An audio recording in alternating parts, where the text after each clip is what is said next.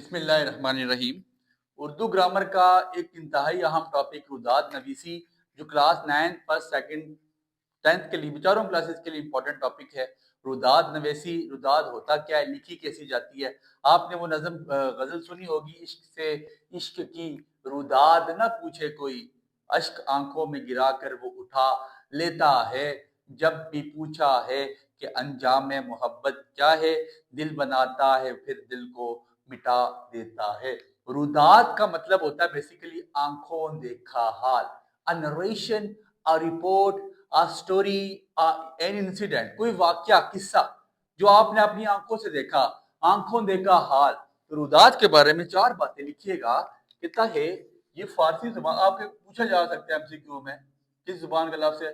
یہ فارسی زبان کا لفظ ہے جس کے معنی ہے حالت یا کیفیت۔ آپ نے کیا دیکھا، آپ پر کیا بیتی، آپ نے اس واقعے کو کس طرح دیکھا، ٹھیک ہے۔ اب ایسا ہے، روداد میں آپ کو چھوٹی کلاسز میں آیا کرتی تھی، کسی تقریب، واقعے یا حالت کا حقیقت پسندانہ اور تفصیلی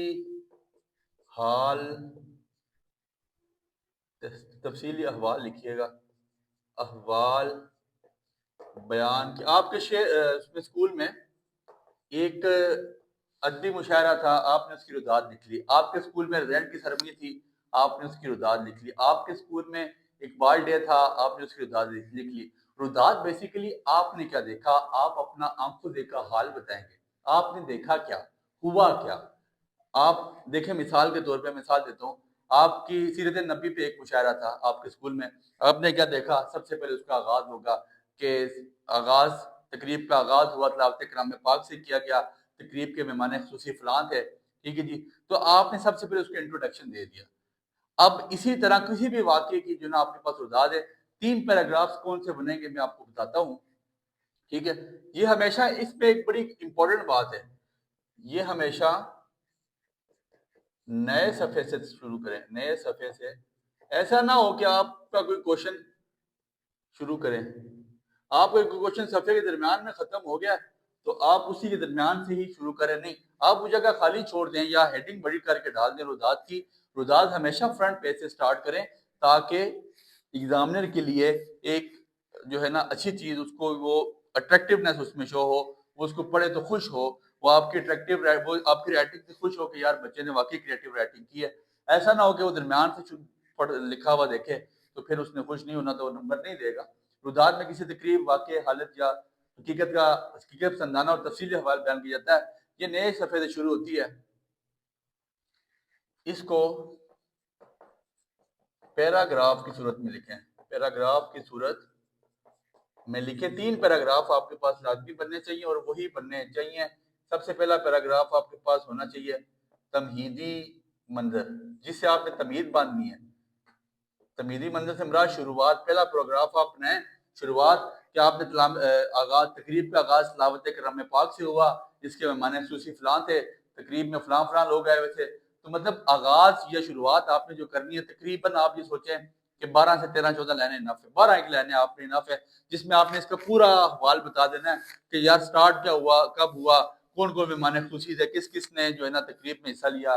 پھر اس کے بعد اصل مدعا، اصل مدعے کو آپ پتہ ہے کس کو لے کے آئے ہیں؟ جو آپ کے مہمان خصوصی تھے نا۔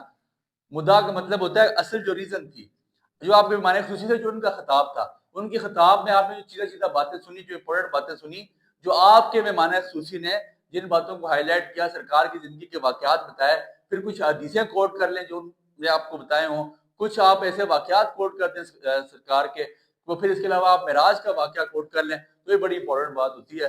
یہ تقریباً جس میں بھی آپ کوشش کریں گے 14 15 لائنیں لکھیں۔ پھر اس کے بعد اختتام کو زیادہ ڈیپ نہ لے کے جائیں، اختتام میں 4 سے 5 6 لائنیں انف ہوتی ہیں، جس میں آپ بتا دیں کہ پھر تقریب کا اختتام ہوا، دعا فلانے شخص نے کرائی، پھر اس کے بعد تقریب کے اختتام پہ لنگر جو ہے نا پوری قوم کا ہمارا ایک المیہ ہے، ہم لنگر کے شوقین ہیں، تو اس کے بعد لنگر کا اختتام بھی تھا، اہتمام بھی تھا، تو اختتام میں آپ نے یہ کہانی لکھنی ہے، کم از کم 2 صفحات پر مشتمل ہو، کم از کم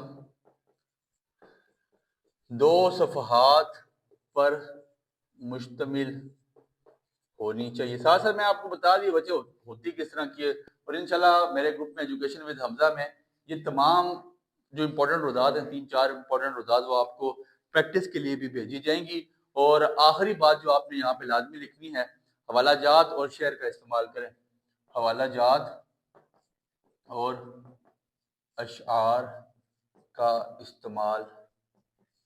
اب دیکھیں، آپ اگر سیرت النبی کی لکھ رہے ہیں نا روزات، تو آپ نے کیا کوشش کرنی ہے کہ آپ سٹارٹ ہی سے کسی شعر سے سٹارٹ کریں۔ ایک بڑا امپورٹنٹ شعر ہے جو اس میں آ سکتا ہے کہ محمد سے وفات انہیں تو ہم تیرے ہیں، میرے اقبال کا شعر ہے کہ محمد سے وفات انہیں تو ہم تیرے ہیں، یہ جہاں چیز ہے کیا لوح و قلم تیرے ہیں۔ حوالہ جات آپ نے شعر کا استعمال کیا، شعر استعمال کریں گے، ایٹریکٹیونیس پیدا ہو جائے گی، اور اس سے ایسا ہوگا کہ ایک اچھی رودات آپ لکھ سکیں گے۔ امید ہے یہاں تک کی بات آپ کو سمجھ آئی ہے۔ 2 صفحات آپ کے لیے انف ہیں، اور لازمی اس کو تیار کیجیے گا، یہ آپ کے پاس گرامر میں آتی ہے۔ دعا میں یاد